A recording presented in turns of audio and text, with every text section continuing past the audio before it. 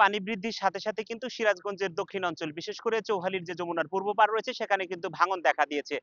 আর এই ভাঙনের জন্য আসলে এলাকার মানুষ কিন্তু বসতভিটা হারাচ্ছে, ফসলি জমি হারাচ্ছে। এই এলাকার মানুষ বলছে যমুনা নদীতে পানি বৃদ্ধির সাথে, সাথে কিন্তু এই ভাঙন দেখা দেয়। আর এজন্য কিন্তু তারা বলছে যমুনা নদীতে ড্রেজিং সহ প্রয়োজনীয় যে কার্যক্রম ব্যবস্থা বা তীর রক্ষায় বাঁধ নির্মাণ সহ নানা কিন্তু দাবি করেছেন। এখানে প্রায় ৫ টি বাড়িঘর নদীর গর্ভে চলে যায় এবং বাড়িতে যত আসবাবপত্র ছিল এবং ফসল, শস্যা, ধান সবকিছু নদীর ভিতর চলে গেছে। নদীর পাড়ে বসবাস করার কারণে আমরা যেটুকু বুঝতে পারি যে নদীর মূল নদীর থেকে যমুনা রাক্ষসী মূল নদীর থেকে আমাদের নদীর পশ্চিম পাড় যে জায়গাটা সেখানে মাত্র ৩০০ ফিট জায়গা আছে।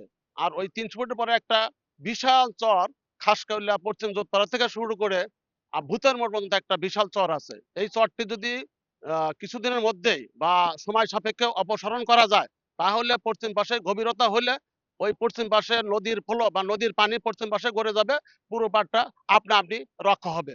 আর শত শত টাকা বা লক্ষ লক্ষ কোটি টাকা খরচ করে আসছি গা, আমি তো মনে করি যে ওই চরটা কেটে দিলে এই চৌহালিবাসী তথা এলাকাবাসী রক্ষা হবে ইনশাল্লাহ। ইসলাম খান আলিম চৌহালির এমপি এবং বেলকুচির এমপি, উনি সার্বক্ষণিকভাবে এমপি হওয়ার পরে থেকেই চৌহালি মানুষের নদী ভাঙ্গন মানুষের খোঁজ খবর নেন। আজকে উনি দেখলাম সরজমিনে পরিদর্শন করে গেলেন এবং অনেকেই উনার কাছে দাবি করছে যে চরটা যদি অপসারণ করা যায় তাহলে আমাদের নদীর পূর্ব পাড়ের মানুষ আপনা আপনি রক্ষা হবে। আমরা বাড়িঘর সবাই নিয়ে যার যার মতো রওনা দিছি। আর দেড়ি ৫টা ৬টা ঘর দাইবে গেছে। অসুবিধা মানে থাকার জায়গা নাই, কোনো নেই। আমার কত কষ্ট ছাল ফাল নিয়ে ওখানে চহের ভিতর থাকতেছি। এর আরো অসুবিধা আরো লাগে। আমরা দীর্ঘদিন এই যমুনা নদীর করাল গ্রাসের সঙ্গে যুদ্ধ করে আমরা কোনোরকম ভাবে যমুনার পাশ দিয়ে আমরা বসবাস করে আসতেছি।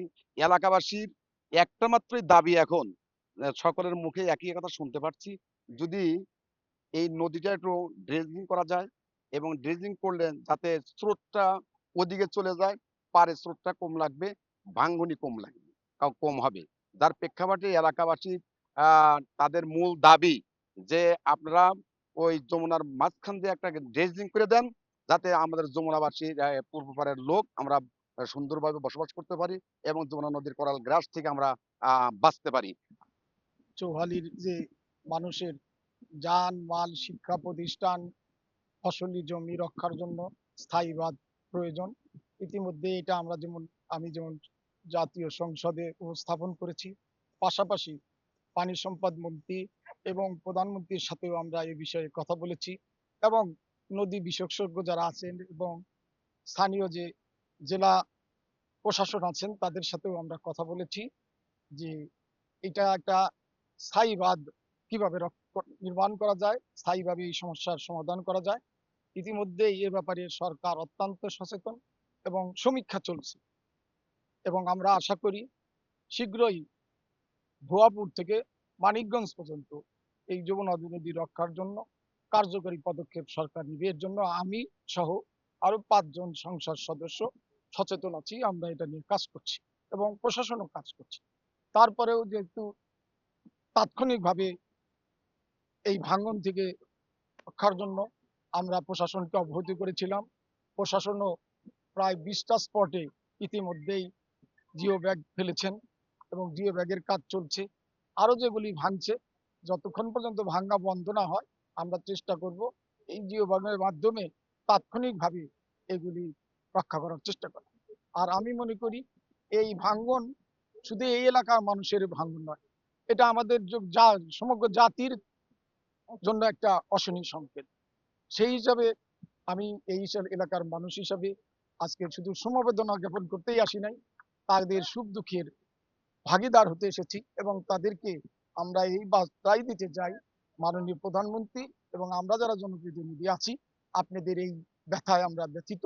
আপনাদের রক্ষা করার জন্য সার্বিকভাবে যে সহযোগিতা করা দরকার আমি এবং সরকার সেটা করবে।